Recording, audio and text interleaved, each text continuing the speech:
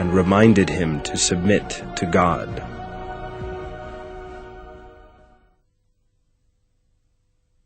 If you do not help him, God did not help him when those who did not believe drove him out, and there were 2 of them in the cave.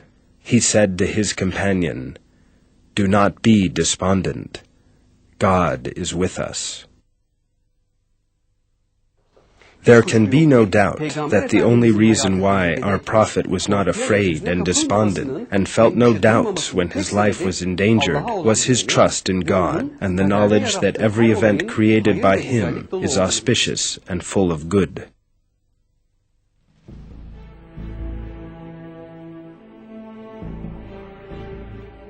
Prophet Moses' struggle with Pharaoh clearly shows how a situation that appears to be in believers' disfavor can, by the will of God, suddenly be turned around. Pharaoh and his army set out to catch Moses and the believers who had fled with him from Egypt.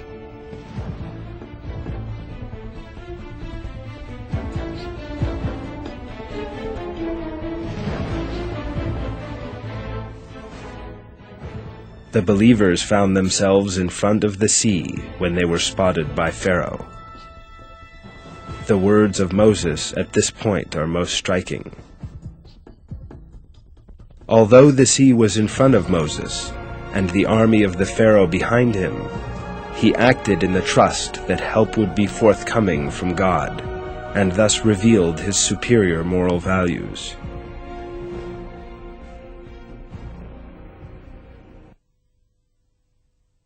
So they pursued them towards the east, and when the 2 hosts came into sight of one another, Moses' companion said, "We will surely be overtaken." He said, "Never. My Lord is with me, and he will guide me."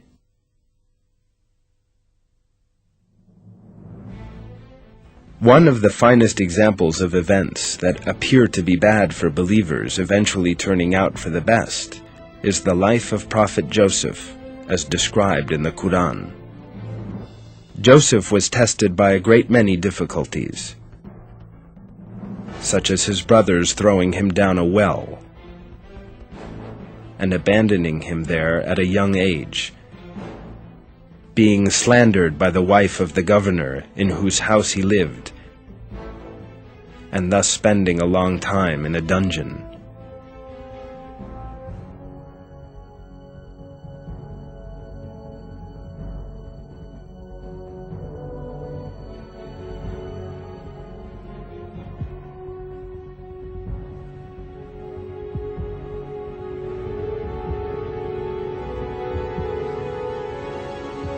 The way that Joseph interpreted everything auspiciously and his submission to God are revealed in the Quran.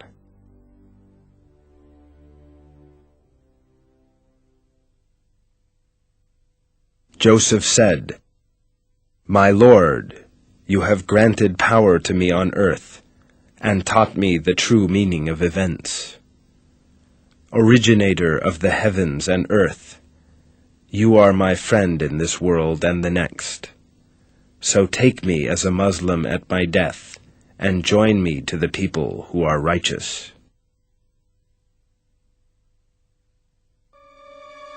With his skill, courage, and submission in the face of the traps set for him by the unbelievers, Prophet Abraham is also a role model for believers. The unbelievers decided to respond to Abraham with violence and oppression, and resorted to the terrible cruelty of throwing him into the fire. At first sight, it might seem that Abraham would be burnt and killed by the multitude of unbelievers. But in the same way that death only happens if God so wills it, so fire only has the power to burn if God so wills. God, the creator of all things, commanded the fire to be cool and peaceful for Abraham, and turned the snares of the unbelievers back on their own heads. We said, "Fire, be coolness and peace for Abraham." They desired to trap him, but we made them the losers. Believers must always exhibit a powerful submission to God in the face of troubles by taking the prophets, praised for their moral values and verses, as role models. In fact, all events that one at first imagines to be harmful are in fact tests and work to the benefit of believers.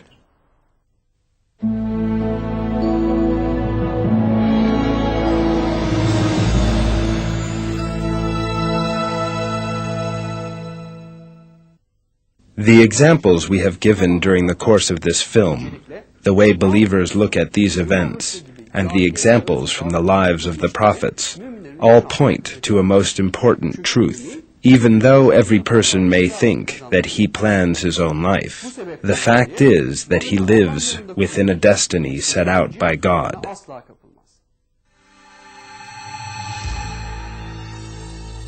If you cast a brief eye over your own past experiences, you will see that whatever your age, incidents taking place over decades in fact lasted no more than a few minutes. Things that you once considered so important now consist of mere fragments in your memory.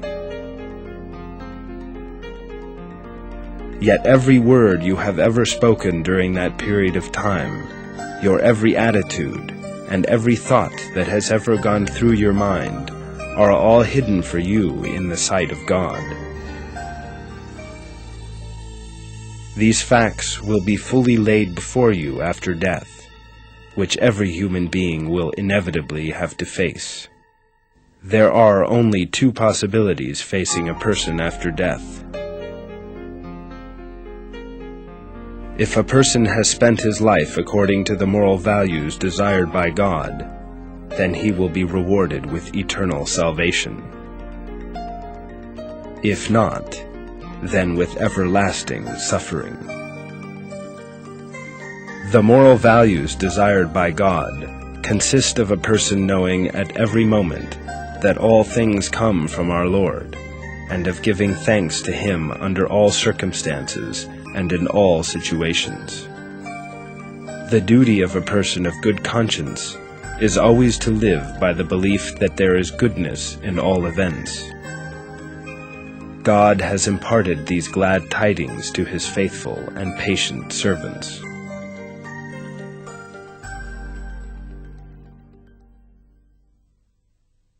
As for those who believe and do right actions, we will lodge them in lofty chambers in the garden, with rivers flowing under them, remaining in them timelessly, forever.